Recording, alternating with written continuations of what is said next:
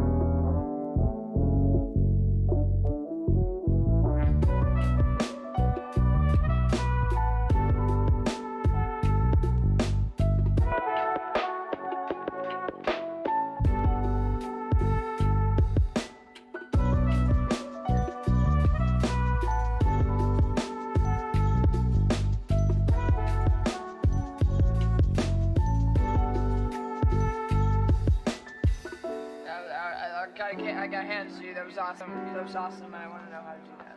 You beat me. Very well. Your first lesson begins now.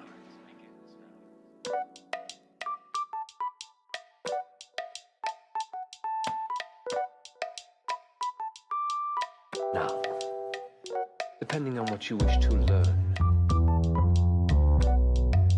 there are different places where you can pull the information from the body.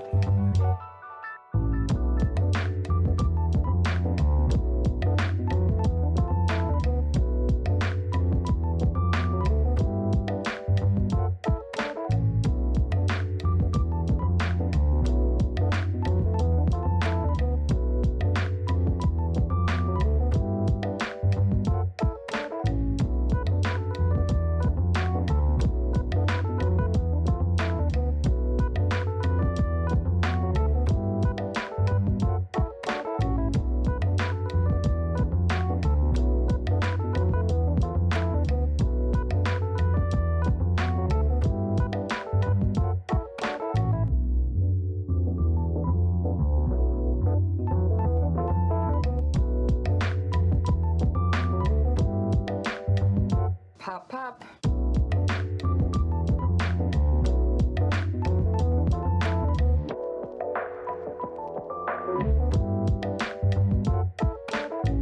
Find wherever corruption is, root it out, and let the system do its job. If the system isn't doing its job, destroy the system.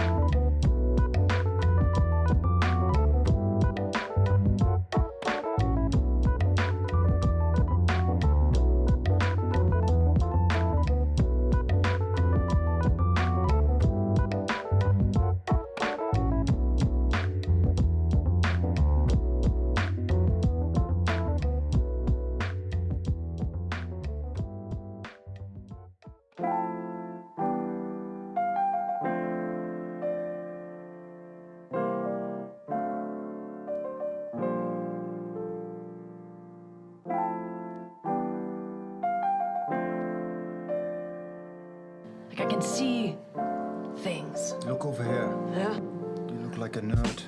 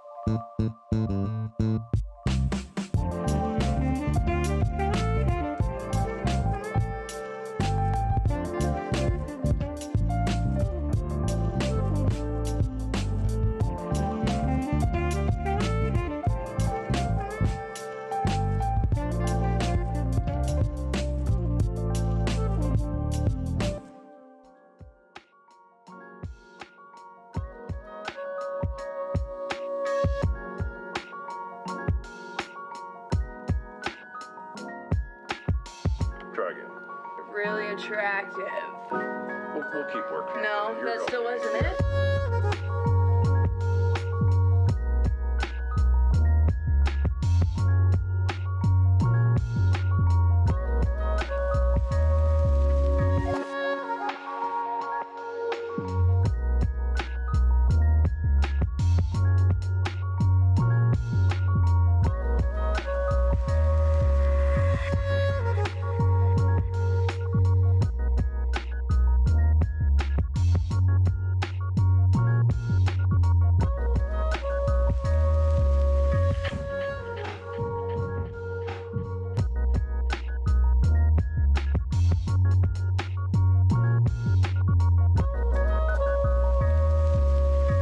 At least, thanks for telling me. Yeah, You know, just to be aware of. most people would just be like, "You're a bitch," and then would leave. I've been around you long enough that I can Yeah. tell you were actually trying to be nice.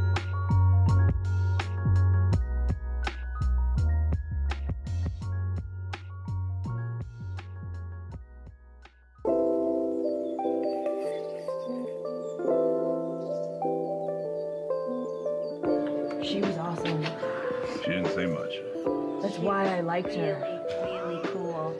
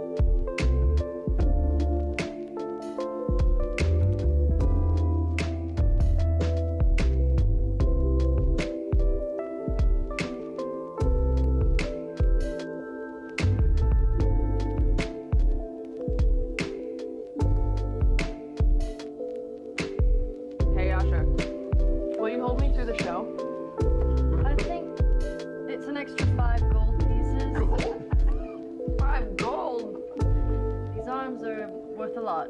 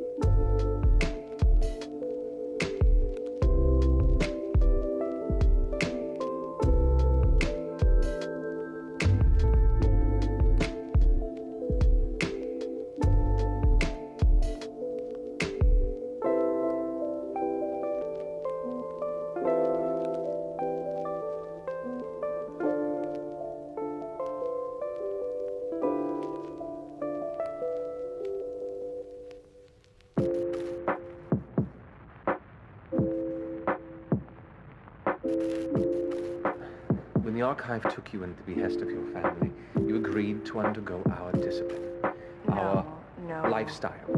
I didn't agree to shit. You took me in because I'm assuming my father paid you a pretty nice sum of coin.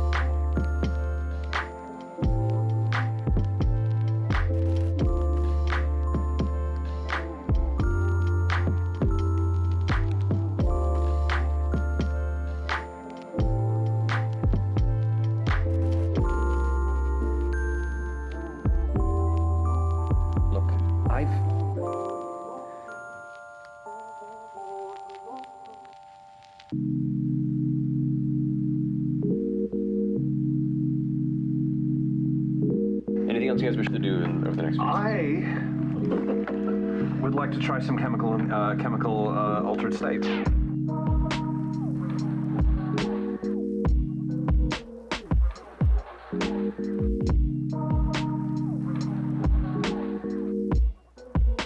Wait, is this with the shrooms? Yeah.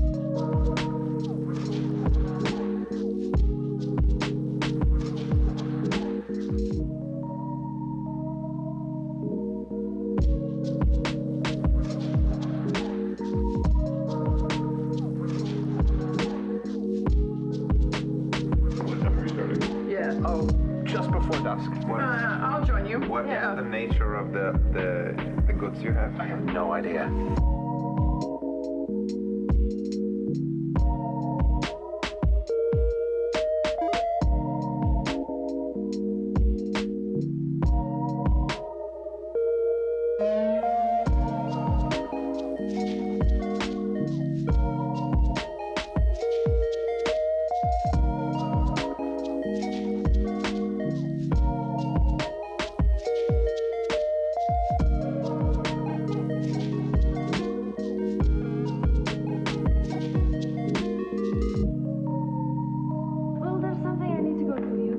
No, Yasha, no, you always do this. No!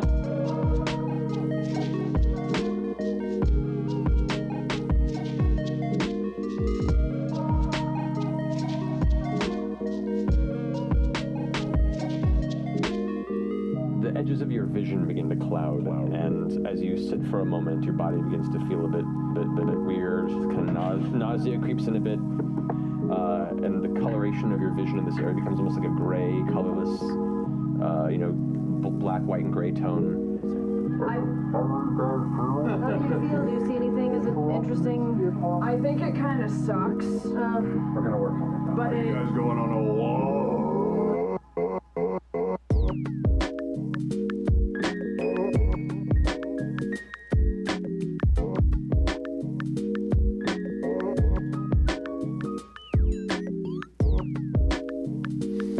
Good morning.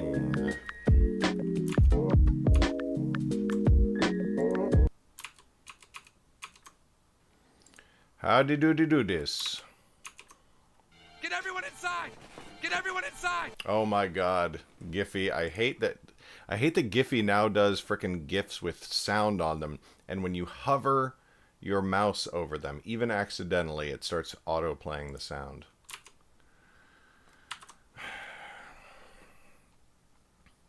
One of these days, I just know there's going to be some sort of deeply inappropriate sound that's just going to rocket out on my Twitch stream. Morning, Lady Temeraire. How you doing?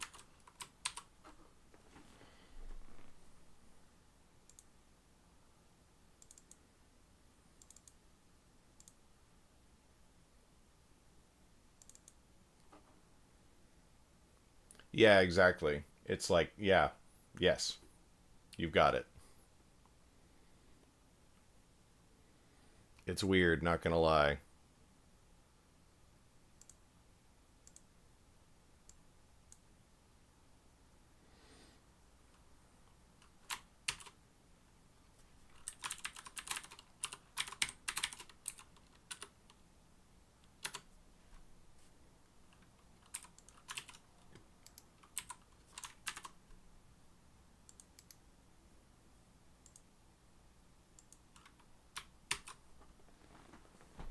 Whoop, boop, boop, boop. Hey, good morning, Crystal. How you doing?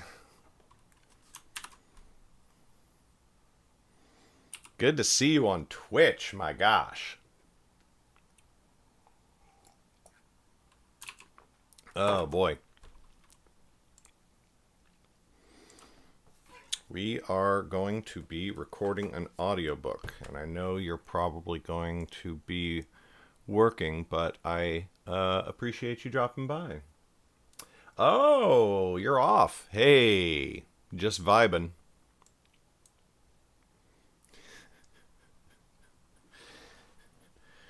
You've seen this in person more often, Crystal, but vibing, that word, just for some reason always just makes me want to do this stupid dance. Just vibing. I don't know why. I don't know really where that comes from, but every single fucking time, that's all I want to do.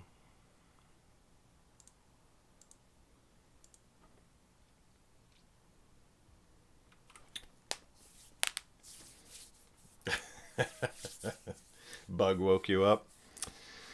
Stinky bug.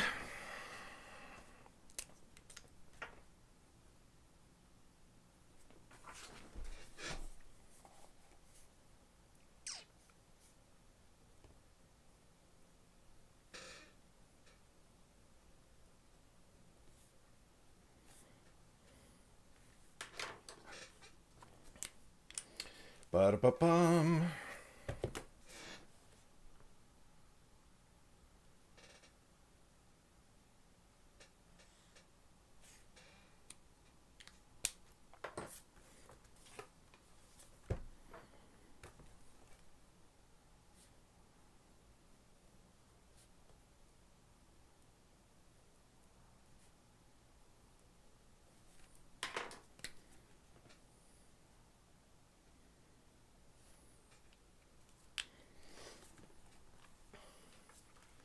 Hey, I'm glad you're enjoying it, really.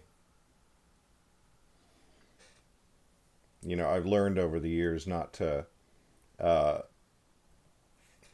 worry too much about, you know, people I know in real life reading my books. But it's always nice when they do and they actually seem to enjoy it. That's very gratifying.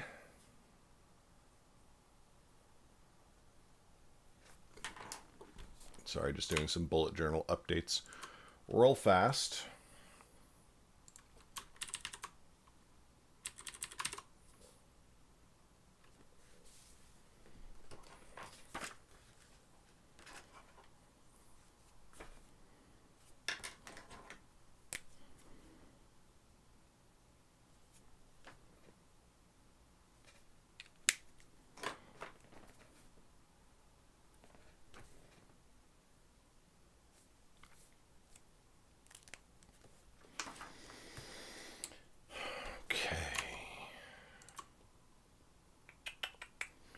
Let's start setting up the booth.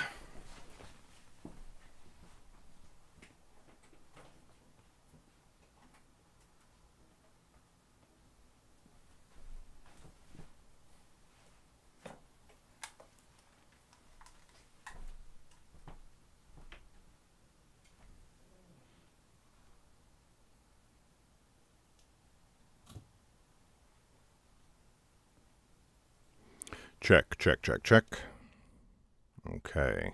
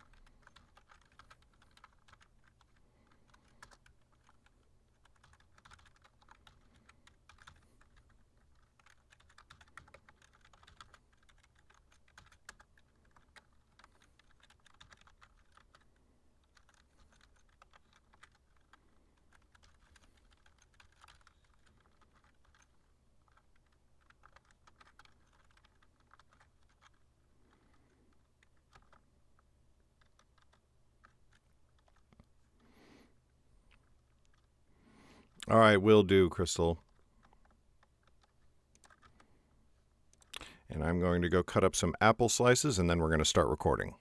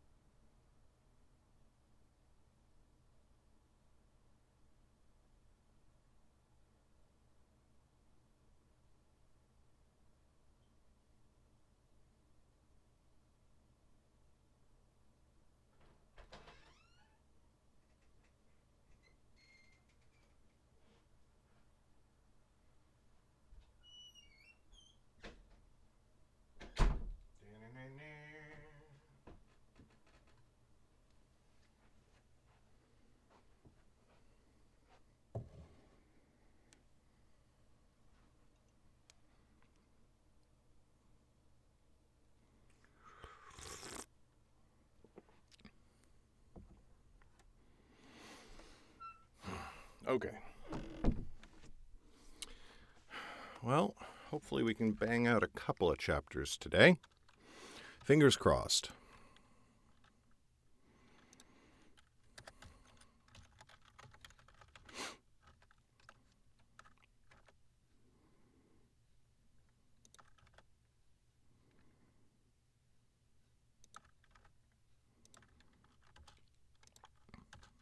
Okay.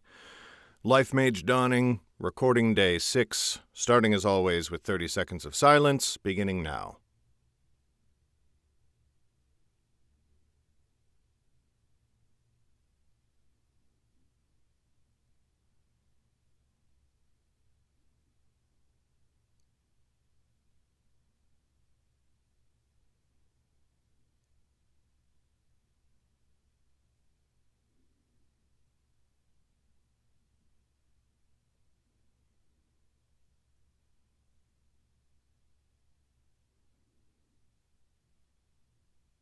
All right.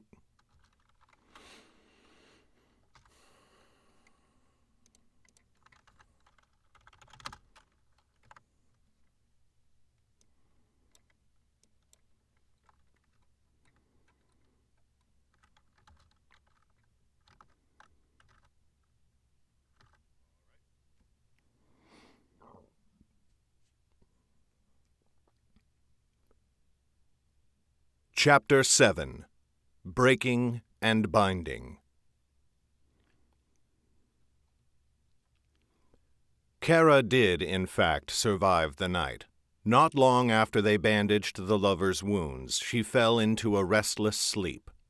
Oris remained sitting by her side until dawn, occasionally checking on her bandages. Sylvan and Flip laid out their bedrolls close by on the tower's platform. They made Oris promise to wake them for their watches. Oris made the promise, and then she broke it. The storm lessened some time before morning. The rain never completely ceased, but fell pattering on the roof close above their heads. Oris was glad it did not seem to have any leaks. Sylvan woke before Flip. When she looked up and saw pale dawn glimmering through the tower's arrow slits, she spoke no word of chastisement to Oris for letting her sleep. Instead, she rose and went silently down the tower.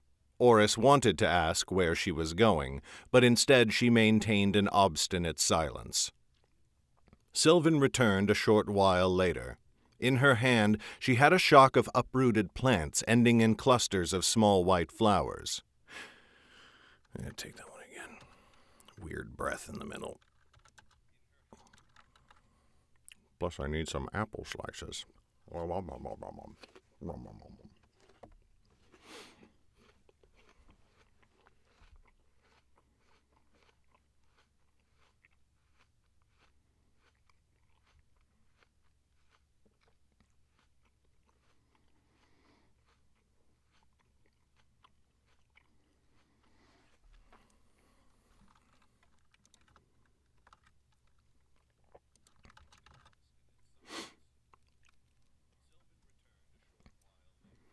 In her hand, she had a shock of uprooted plants ending in clusters of small white flowers. She built a fire and set some water to boil, and with the flowers she made a thick mash. At last she looked up at Oris. "It is yarrow," she said.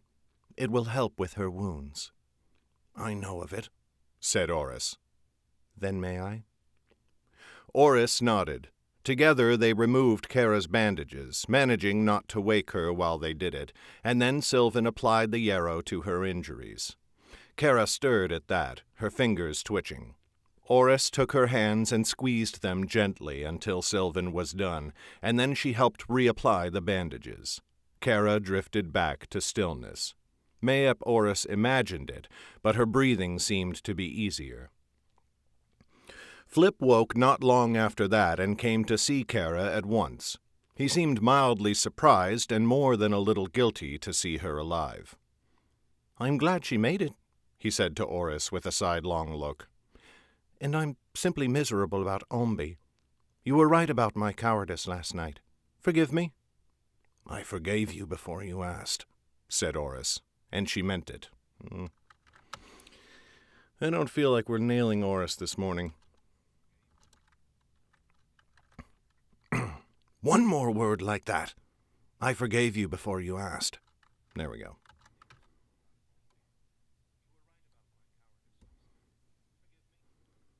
I forgave you before you asked, said Oris, and she meant it. That day passed slowly. Oris sometimes drifted towards dozing, but she pinched her arms and slapped her cheeks to stay awake. Sylvan studied her often, and Oris eyed the woman right back. Sylvan must be wondering why Oris had not told Flip already. Well, let her stew, thought Oris. But if she was honest, she herself was not sure why she held on to the secret. They took the weremage's body outside and left it to the elements. Upon dying, the body had reverted to its original form, a small, pale woman, nude, with long and somewhat ratty hair. After Ombi and Kara, Oris could summon no pity for her. But Sylvan could not stop looking at the woman, and her eyes were dark and pained. By the time sunset came again, Oris could hardly keep her head up. Sylvan came to her. Oris, she said, go to sleep. I will keep watch. I'm fine, snarled Oris. You will fall asleep overnight, said Sylvan. And then you will be angry at yourself, and you will take it out on us. It will annoy me. I promise you I will not close my eyes for an instant until morning. You didn't even think she would survive, said Oris. I was wrong, said Sylvan. You were right. Oris's jaw clenched over and over as she matched Sylvan's stare. Flip was watching with a look of faint amusement, but he did not seem inclined to join the conversation. Fine, said Oris. Wake me before dawn. I swear I will, said Sylvan. Oris unfurled her bedroll and laid it just next to Kara's, within arm's reach. She lay down, still looking at the lover. She only meant to blink, but instead she fell into a deep sleep, but not a dreamless one. Scene break, 2.5 seconds of silence.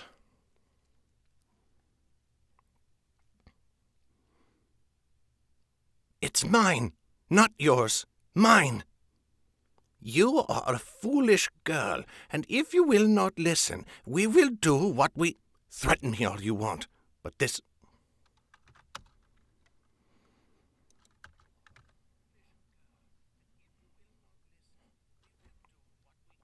Threaten me all you want, but this you shall not take from me.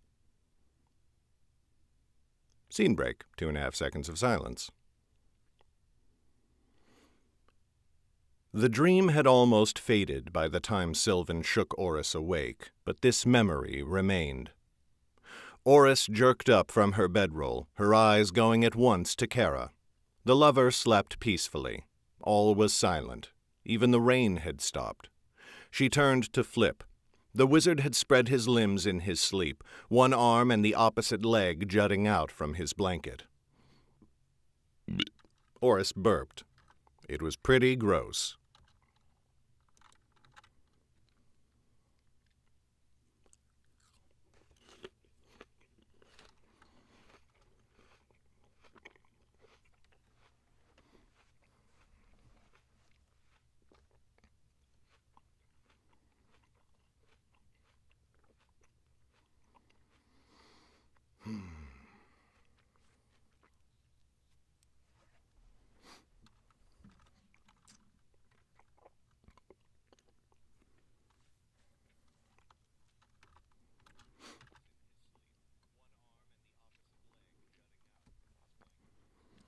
Finally, Oris turned to Sylvan.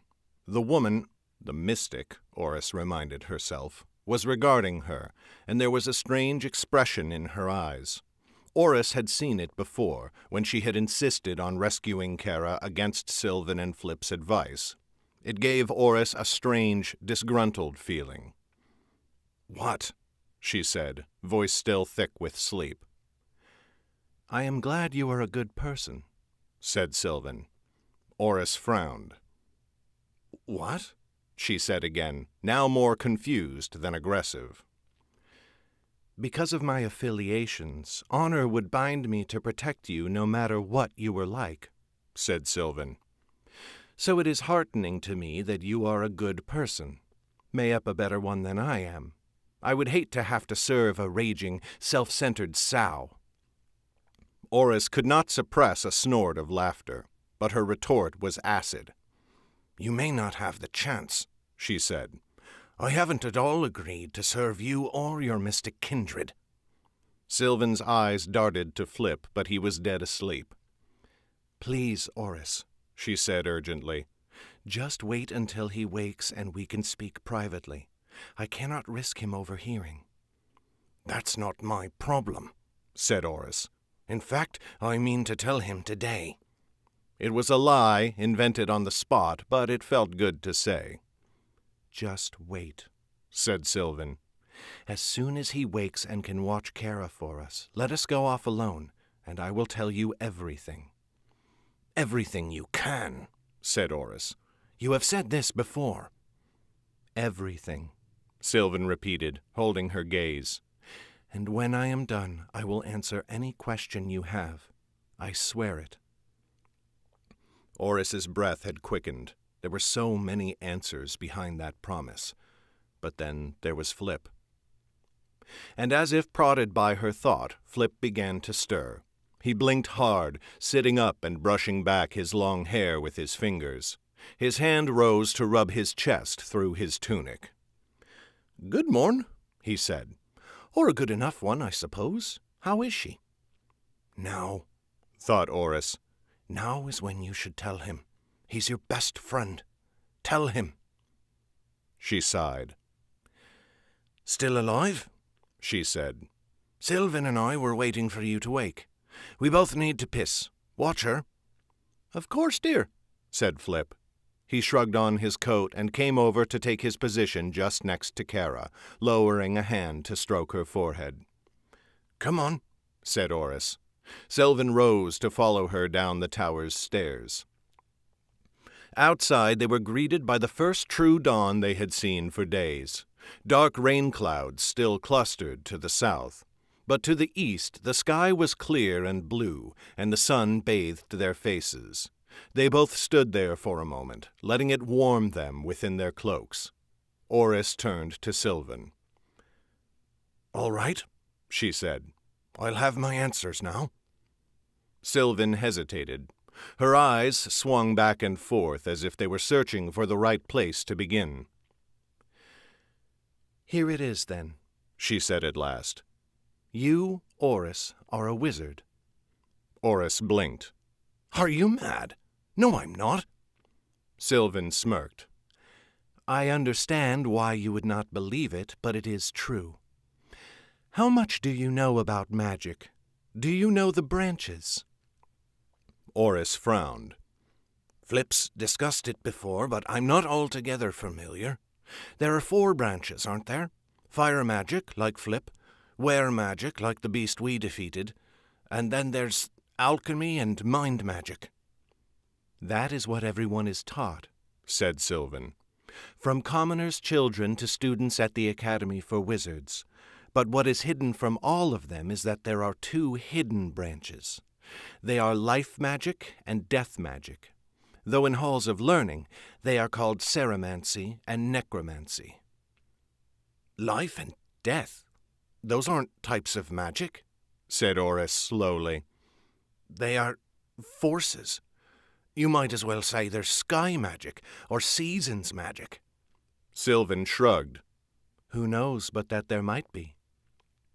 No, said Oris, shaking her head. How could there be hidden branches? How could you hide them? If there were wizards out there commanding life and death, nothing could stop that rumor from spreading. That is because there are not life and death wizards, strictly speaking, said Sylvan. There is only one of each at a time, reborn every once in a great while.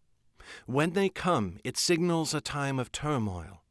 They are born, they grow in power, and then they clash. The conflict is terrible.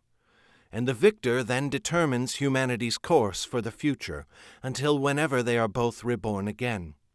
Enfill and his lackeys who tried to kill you. That was the first skirmish in the war. Oris shook her head.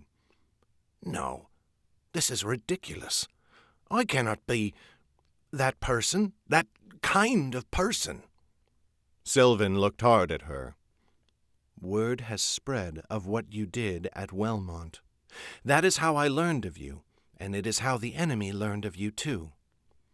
But no one was there, insisted Oris.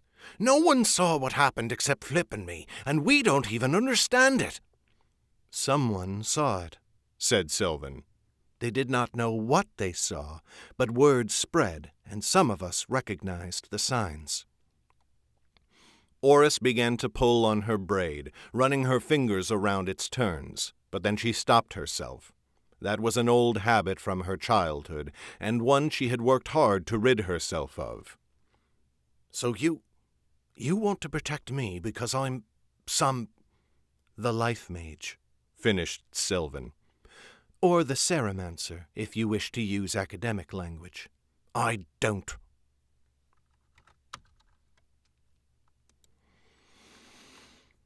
How much do you know about the types of magic? Made David Bowie pop into my head to sing about dance magic with a bunch of Muppets. Dance, magic, dance. I need to watch that movie.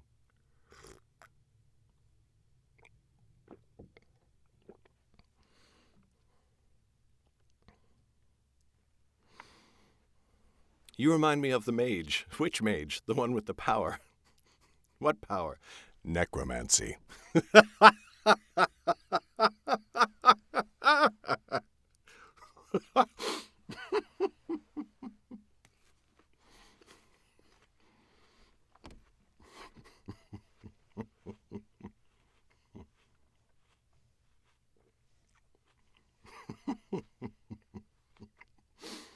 Good morning, Vale. How you doing?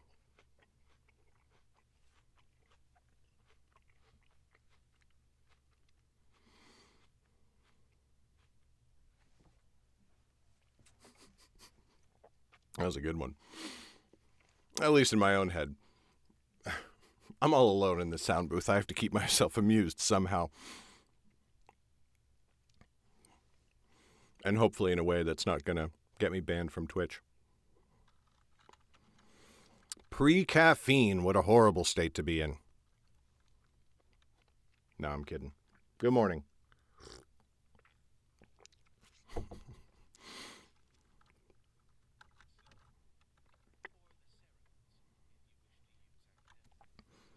I don't, said Oris shortly. So I am the Lifemage, and I am supposed to battle the Death Mage? The Necromancer, yes. And who is he? We do not know, said Sylvan. I did not even know he was a man until Enfill called him father. My master had suspected that the two of you had been reborn, but we could find no clear trace of either of you before Wellmont. And who's your master? Said Oris. You've mentioned him often enough. He is a man named Jordell of the family Adair, said Sylvan. And for as long as I have known him, he has worked tirelessly to prepare for the war we know is coming. He is a good man, Oris. You will be lucky to meet him, I assure you. Oris folded her arms. I'll judge that when it happens.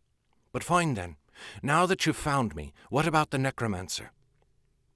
Finding him shall be... Finding.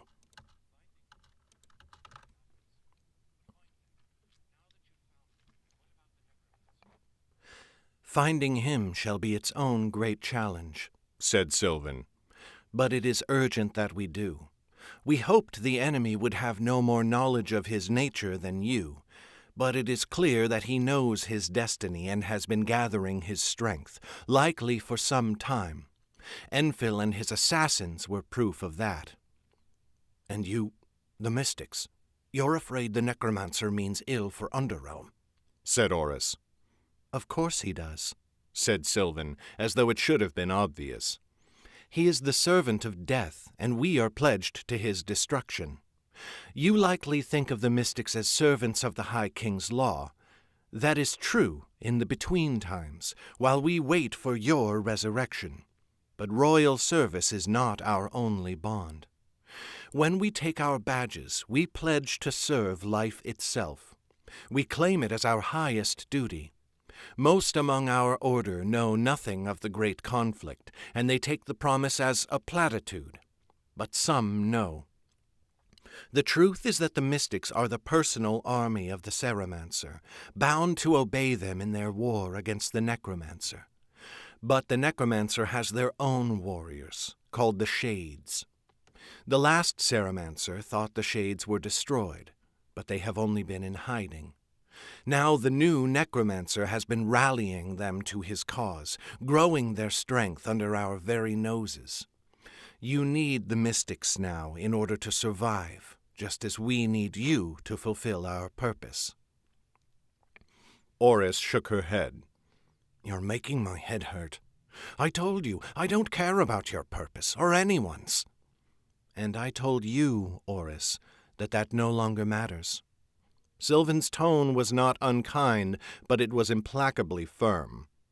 Your simple life is gone from you now.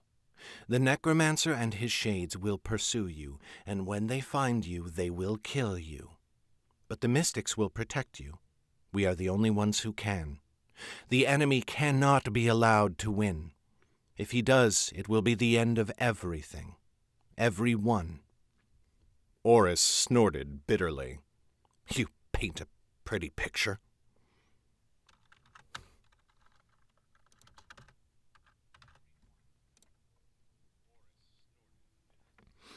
You paint a pretty picture.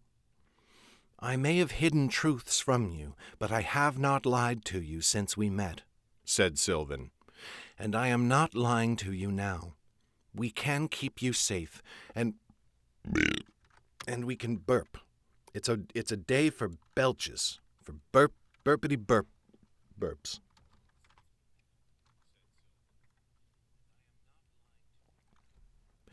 We can keep you safe, and we can help you discover who you really are.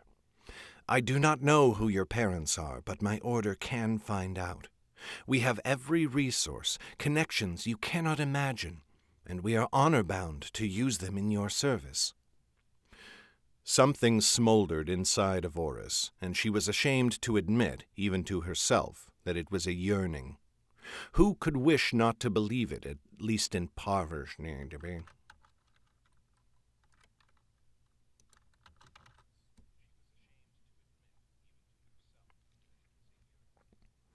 Who could wish not to believe it, at least in part? Who would not desire the answers Sylvan promised? But the mystics had a fearsome reputation, and not only among wrongdoers and criminals in Underrealm. Let's say I believed you, she grated. What would I do? Nothing more than you have already agreed to, said Sylvan. Come to Drakmund, meet my master. Let him explain everything I cannot, and let him convince Flip. He is very skilled at it, I assure you. And in the meantime, do not tell Flip who I am, to keep him from bolting. Why do you care if he leaves? Said Oris. You make it sound as if you only need me. My mission only concerns you, it is true, said Sylvan. But if it came to it and Flip left, I think you would go with him. And more than that, I think you need him. He is a powerful ally, and not just for his spells. You could do worse than to enter the coming war with Philip of the family Drayden at your right hand. There was some truth to that. She wanted to throw all this at Flip's feet and beg him for help. He was the merchant's son, the one used to working with and walking beside power. She was an orphan and a sellsword, with no higher aspiration than a purse full of coin and comfort behind a blue door. Yet something within her said that Sylvan was right. If Flip learned she was a mystic, he would leave, and he would convince Oris to come with him. And then they would die. And all without Oris ever knowing who her parents were, and how she had ended up in that orphanage. Not to mention the greater destiny with which Sylvan tantalized her.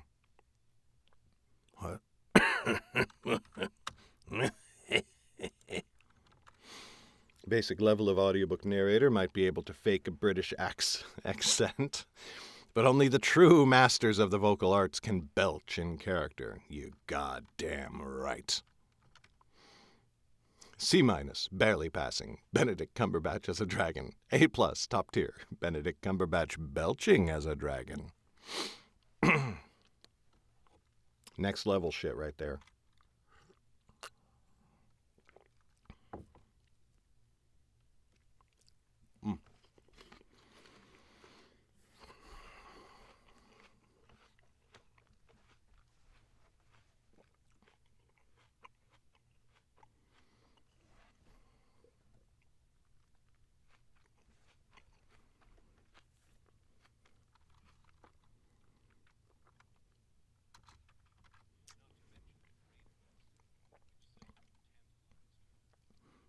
I'll keep quiet for now, she said at last.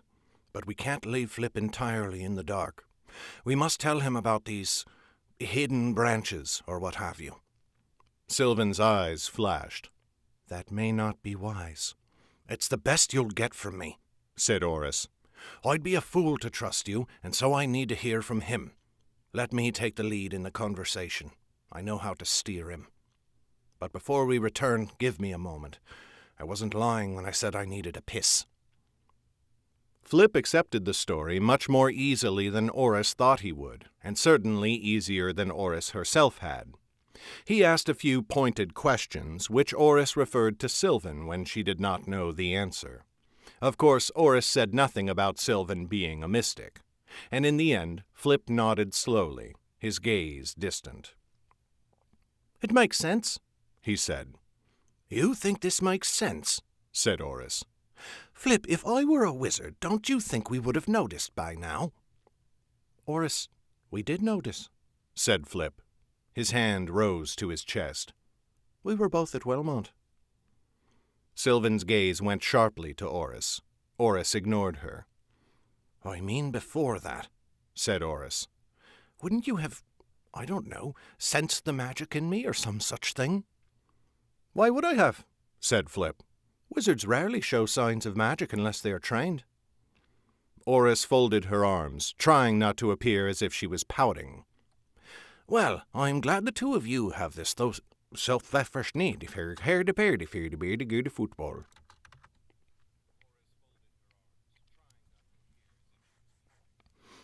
Well, I'm glad the two of you have this so thoroughly worked out.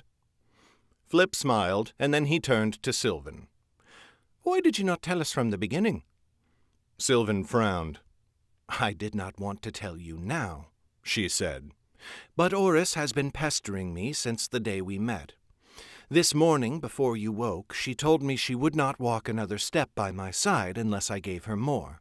My master will likely be furious with me. Flip grinned at Oris. That's uncommon wit coming from you, dear. But then he grew solemn again. Why have I heard nothing before of these clashes between Ceremancer and Necromancer? I learned history at the Academy, and I think I should have heard of something like these great wars you mention.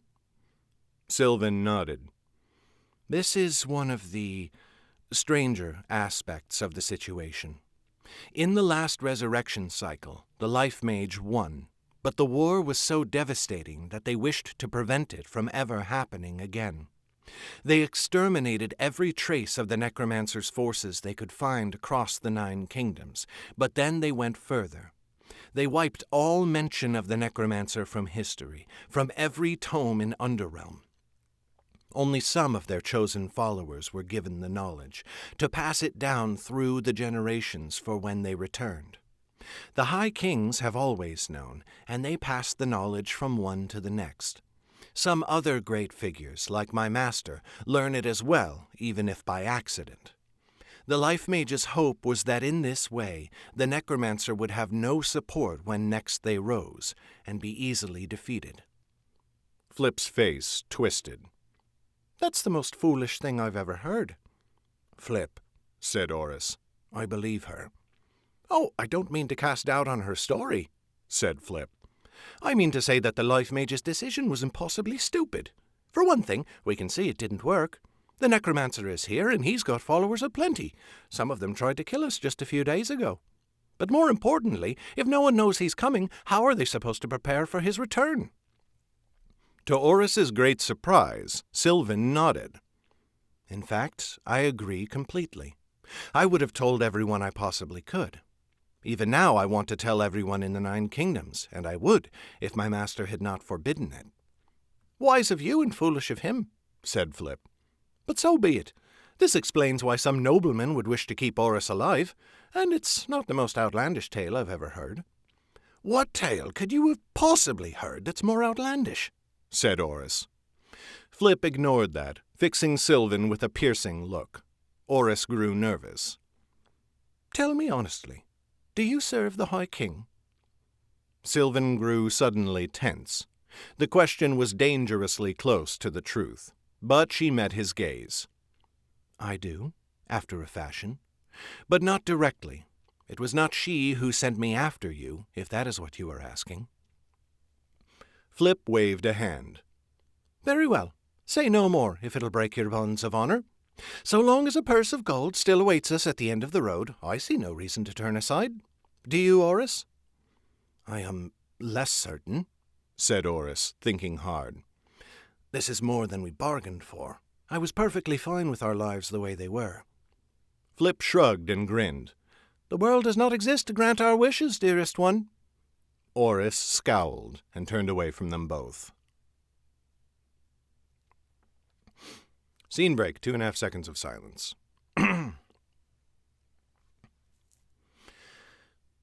Of course, because of Kara, they could not go traipsing off at once. The lovers slept all through their second day in the tower. Worse, that night she began to have nightmares, twitching and crying out in her sleep. She woke up once, wild-eyed and thrashing with madness from the pain of her injuries. Oris and Sylvan had to work together to hold her down and keep her from harming herself. It was a terrible sight to witness. To their great relief, however, Kara awoke in truth the next day just before noon. Her voice rasped out in the chill air, startling all of them. Where? She gasped. Kara? Said Oris. She scrambled over to the lover, taking her hand. I'm here. Where? Groaned Kara again. Are we? Safe, said Oris. The monster who took you is slain. Kara's eyes closed, and tears began to leak down her cheeks. They moved her gently to the bottom of the tower where they could build a fire. Kara barely spoke at all before falling back to sleep.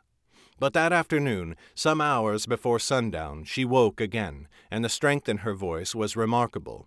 She called out, and Oris came at once. Water, said Kara. Of course, said Oris. She lifted the skin to Kara's lips. Kara drank too greedily, and she had to cough up some of it. I am sorry, said Oris, brushing it off her cheeks. No, said Kara. Lovely. Wine? Her smile was impish, if weak. I think that would be unwise, said Oris, restraining a grin. Kara gave a whispery little laugh. Her hand rose to clutch Oris's. Thank you, she said. You're doing wonderfully well, said Flip with a smile. Soon we'll be on the road again, the lot of us. Kara smiled at him, but then she fixed Oris with a solemn look. Ombi? Oris's heart dropped into her boots. She shook her head. Kara closed her eyes in grief, but a moment later she opened them and looked from Flip to Sylvan. I want Oris alone. Flip and Sylvan looked at each other with concern. Oris shook her head. You shouldn't use your strength trying to speak, she insisted. I am fine, said Kara, and sky bless her, Oris found she believed it. Flip and Sylvan exchanged another glance, and then they drew back and out of the tower. What is it? Said Oris, once they were alone. Kara fixed her with a curiously knowing expression. You all talked much, she said. I heard most of it. Oris frowned. "You did," she said. "We thought you were asleep." "It came like a dream," said Kara, "but I woke and knew it was real." She gave a cough, followed by a wince, but then she focused again. "This life magic, did you use it? On me?" Oris went stone still. Her thoughts returned to Flip and to Wellmont. "No," she said at last. "No, I don't think I did." Kara nodded slightly, though it caused another wince. "Thank you for saving me anyway. It was all a fog when you came, but I remember what you said, and what they said." Oris swallowed hard. She cast a furtive glance back over her shoulder where Flip and Sylvan had gone. "Try not to blame them for that. You were badly hurt, and they were only—" Kara lifted a hand, and Oris fell silent. "No blame. I would not have stayed for them. I would not have tried to save them. I would have fled, and I would never have regretted it." Her hand rose and took Oris's vest. She pulled. Oris leaned down, confused. Kara could scarcely lift her head, so she had to pull Oris all the way down until their lips met, a kiss that was sweeter than it was passionate. "You dove into darkness. For me. I will not forget it." Again Oris gulped, and she felt her cheeks burning. "Well, we're contracted to protect you, after all." Kara gave her a knowing smile, but then it faded. "Would you lay with me? Just to hold me. I keep thinking of that thing. It wakes me. The fear is terrible. It is so hard to sleep." "Of course I will," said Oris. "Of course." She laid beside Kara, wrapping the smaller woman up in her thick arms. Slowly she felt the lover relax, and when she looked again, she was asleep. Oris wanted to move, but she was too afraid of disturbing Kara's rest. And so they remained that way when Flip and Sylvan finally returned to them. Oris, too, had fallen asleep by then. It did not entirely stop Kara's nightmares, but it was better nonetheless.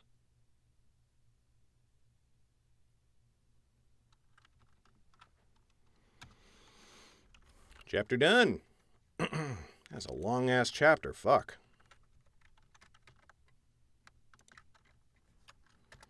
Oh boy. I might not have another chapter in me.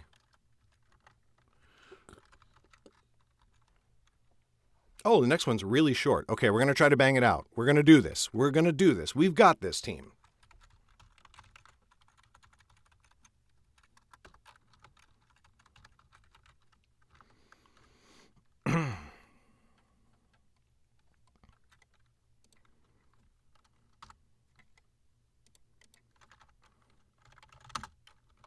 I believe we can record.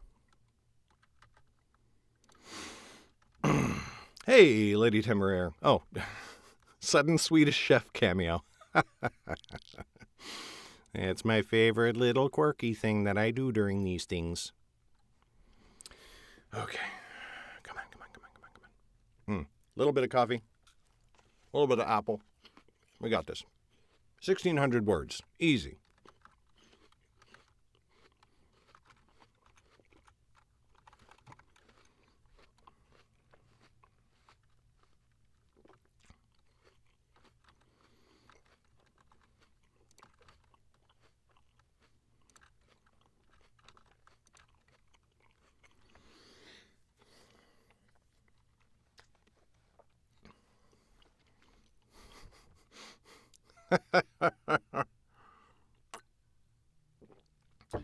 Dance magic razzle madazzle. I'm gonna razzle madazzle if you know what I mean.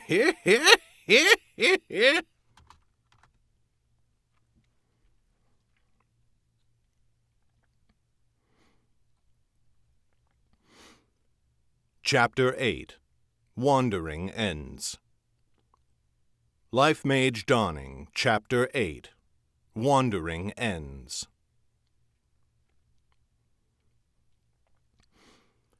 They remained at the verge for some days while they waited for Kara to be fit enough to travel.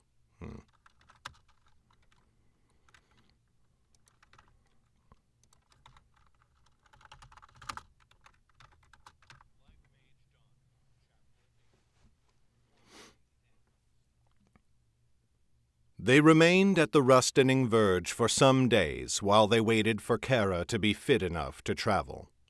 In pairs they hunted to keep their food supply up, and they discovered that game in the area was good. It seemed the weremage had kept the area free of humans, but she had not hunted the nearby prey down to nothing. On their third day at the stronghold, Flip proposed that they ransack the place for valuables.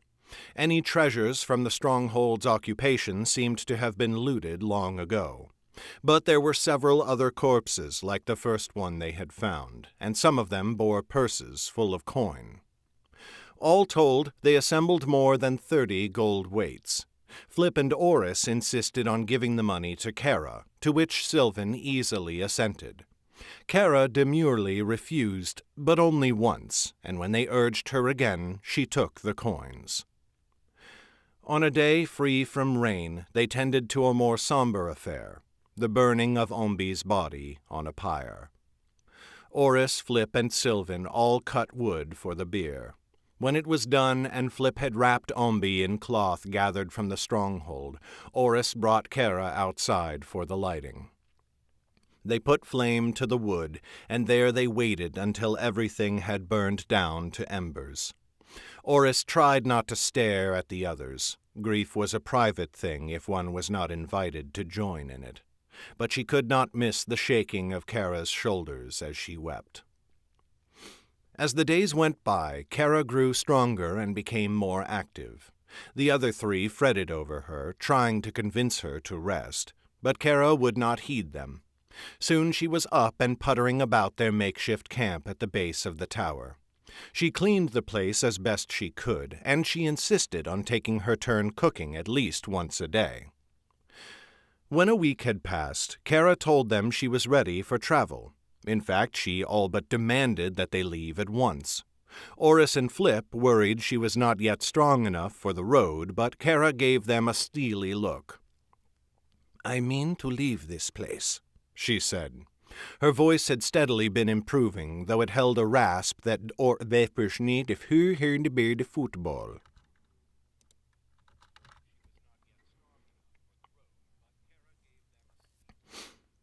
"I mean to leave this place," she said. Her voice had steadily been improving, though it held a rasp that Oris doubted would ever leave it. "I wish to put it behind me and never think about it again." In the end, they were only able to convince her to stay one more day. The next morning she was up before the rest of them, stowing her belongings in her pack. "You can't imagine we're going to let you carry that," said Flip indignantly. Kara raised her brows at him. "I am not so frail as you seem to imagine, nor has my pack ever been as heavy as yours." Sylvan gave Oris a secret smile and then spoke. "I believe Flip feels it necessary to make amends," said Sylvan. "If we had been more vigilant, no evil might have befallen you. It would ease his conscience, I think, if you were to let him carry your things for you." Kara could hardly object to that, and so Flip and Oris divided her possessions between their packs.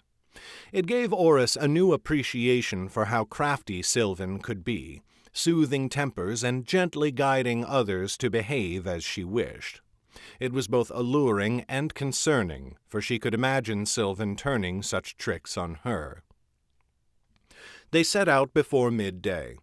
To no one's great surprise, Kara wearied before a full day's travel, and they made camp early that afternoon. But the next day they pushed a little farther, and a little farther still the day after that. Sometimes Oris grew concerned that the pace would be too much for Kara, but whenever she glanced at the lover, she saw her mouth set in a grim line, her eyes fixed determinedly on the horizon ahead. Thus, in 3 days, they spied the walls of Drachmund far ahead. Kara seemed ready to collapse with relief when she saw them, but she soldiered on and even increased her pace a bit. The city was built near the mouth of the Dragon's Tail. About a league away, they could just see the river churning as it spilled out into the Wormgraf Sea, the southernmost ocean that touched the lands of Underrealm. The city's walls were tall and thick and built of stone. There were no water gates, as there were in many cities farther up the river, including in Wellmont, where Flip and Oris's journey had begun. The water here was simply too wide. There was no bridge to span it. Instead, a thriving system of ferries and barges conducted trade and passengers across the wide water. From midday on, the river became utterly clogged with watercraft scuttling between and around the larger ships sailing upriver from the Wormgraf or down to the sea. Drachmund swore fealty to the King of Selvin, but its western end was firmly planted on the river's Dortian shore. Despite this somewhat tenuous position, it suffered no Dortian raids. A confluence of interests protected it. Drachmund was the only place to cross the Dragon's Tail River for many leagues, and powerful merchants exerted their influence to keep it safe for caravans. And while the High King Enelin could not entirely stymie Dorsey's custom of raiding their neighboring kingdoms for glory and wealth, she could, by inference and hints, let it be known that certain places were of special interest to her, and thus spare them from such aggression. Drachmund had enjoyed this protection almost from the moment Enelin had taken the throne years ago. The guards at the wall gave them football. Bork, bork, bork. The guards at the wall hardly gave them a second glance as they passed inside. After everything they had learned in the past 2 weeks, Oris had a fleeting thought that the city should be drawn up against invasion. But no one here had ever heard of the necromancer. Oris was fighting a secret war that few knew about. She wondered how long that ignorance would last. The first thing they did within the city was find the local Guild of Lovers to transfer Kara's contract. Drachmund was a larger city than Wellmont had been, and its House of Lovers was appropriately grand. It had the customary blue door, but this one was ornamented with gold, and gold was its sensuously curved handle. Brilliant silver sconces hung to either side, and the candles in them shone light upon a bronze plaque overhead that bore an inscription. If troubles bring you strife and pain, now lay them here to be reclaimed. For when our skillful work has finished, once troubling thoughts shall be diminished. Pithy, said Flip, smiling up at it. We're here on a serious matter, said Oris. Flip's smile died, and he sighed as he looked at Kara. Her face was stony as she stared at the blue door. I know. Forgive me. The patron of the house, a man named Lolin, studied Oris and Flip with deep disapproval as they recounted the tale of the Rustening Verge and the fallen weremage who had killed Ombi. But his face softened when Kara lent her testimony in support. I witnessed their heroism firsthand, patron, she told him. Ombi and I were freezing nearly to death, and we urged them to fetch wood for a fire. They could have done nothing to save Ombi, but they went far beyond their vow to save me. Oris's cheeks flushed as Kara's gaze fell upon her. I owe them my life, and I will forever remember them with kindness and love. In the end, the patron agreed not to blame Flip and Oris for Ombi's death. But still he demanded a ransom of loss, a payment of 50 weights for the death of a lover they had sworn to protect. Again Kara objected, offering some of the coin they had given her at the verge, but this time Sylvan spoke over her. I will pay the ransom without hesitation, she said, silencing Kara with a look. Ombi was of especial skill in his craft, and his life was cut short too soon. The guild is poorer for his absence, and the least I can do is compensate such loss with a meager payment of coin. She did not carry so much money on her person, but she delivered a note of obligation to Lolan. His brows raised ever so slightly, and he looked from the note to Sylvan with fresh intensity. She gave him the slightest of nods. Oris doubted that Flip had noticed the exchange, but she knew that Sylvan must have given Lolan a notice to recover the payment from the mystic order in the city. Before they left, Kara took Oris aside for a final farewell. "You must send a letter every once in a while," she said. "I am most intrigued to hear of your adventures." "I promise that I will," said Oris, "as often as I remember." "More often than that, I hope," said Kara with a smirk. "I would not be an afterthought in your saga. I will ask Sylvan to remind you every so often. I suspect she has a better memory for such things than you." Oris glanced over her shoulder to where Sylvan and Flip were waiting for her by the blue door. "I don't know if I'll be by her side for too very much longer." "Somehow I think you shall," said Kara. "In any case, I hope you will visit again while you remain in Drakmund. I promise you shall never drop a single coin in this place." Oris smiled gently and ran a hand along Kara's arm. "I'd never presume to take for free any craft so skillful as yours." Kara smiled and then pulled her down for a parting kiss. It was the first time since they had met that Oris felt more passion than performance on Kara's part. "Do not forget me," said Kara. "I know that I shall never forget you." And that will be it for the day. Oh boy, my legs. My legs! Meh.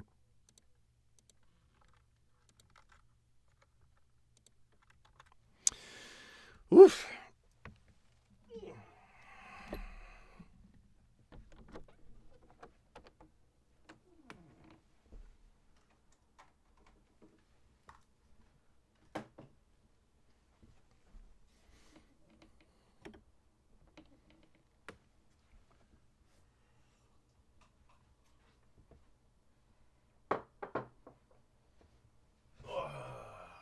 Boy.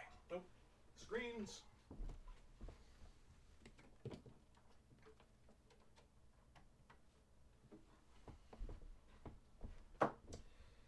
All right. A couple of good chapters in there.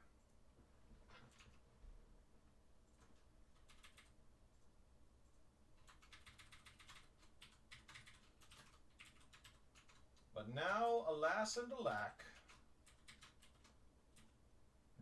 Excuse me. Again. Good Lord. Now it is time.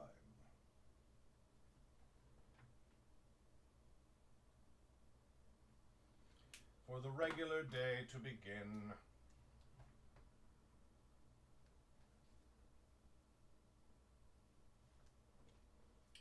Hopefully tomorrow I can actually get up a little bit earlier and get a few chapters in. Although my voice, I gotta get my voice back up into fighting shape.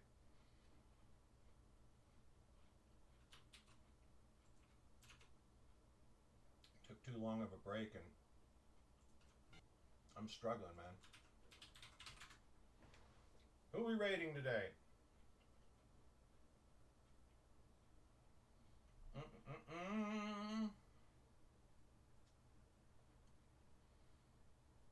Let's see if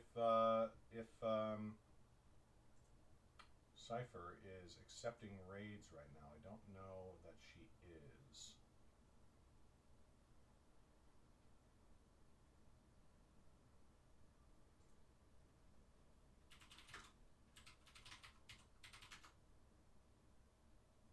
Nope, not right now. Unfortunate.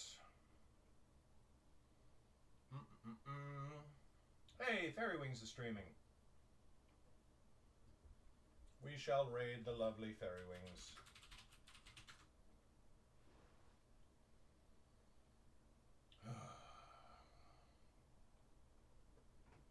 Oh, man. So we're at what? chapter 7 out of 25. A lot of those last chapters are very short, though, so let's see. How close are we to halfway, word count-wise?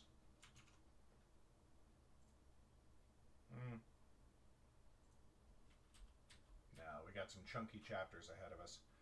Boy, tomorrow we're going to be lucky to get through 2 chapters, because that's 9,000 words and a bit.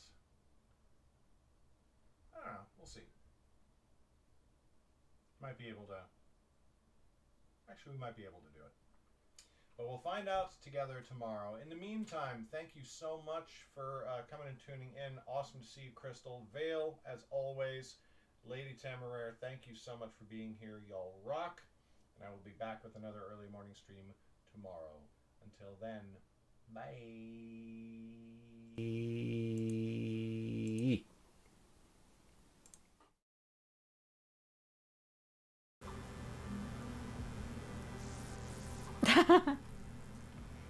Vlog! Thank you, sweetie. How are you? We're raiding. What's up? Welcome, Raiders.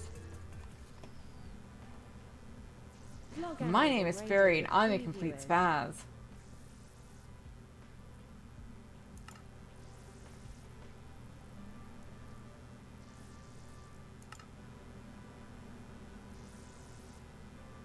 Throat's feeling it.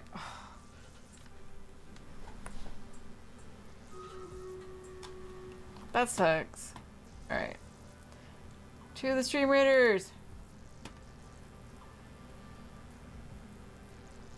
We have 53 units on the board. And here we go. 54 to 53.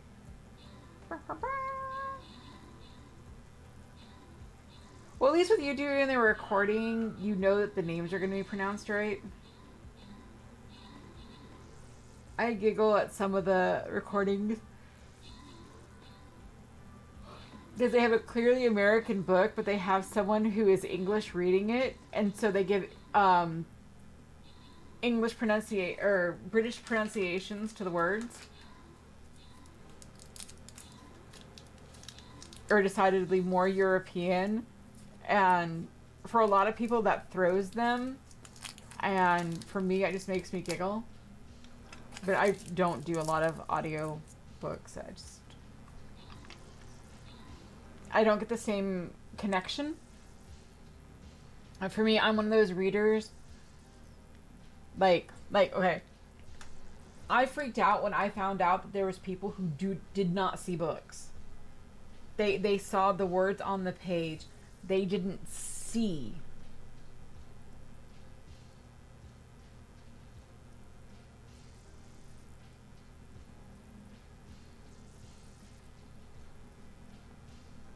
It's not a word. Yeah, that would suck. Mira with the most kills and assists. Bjorn with one of the epics. Mira with another epic. Bella, hello.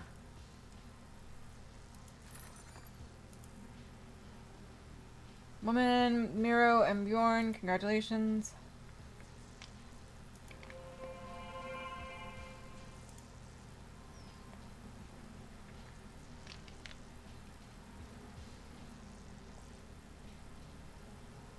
What else am I supposed to play? Tanks and busters, okay.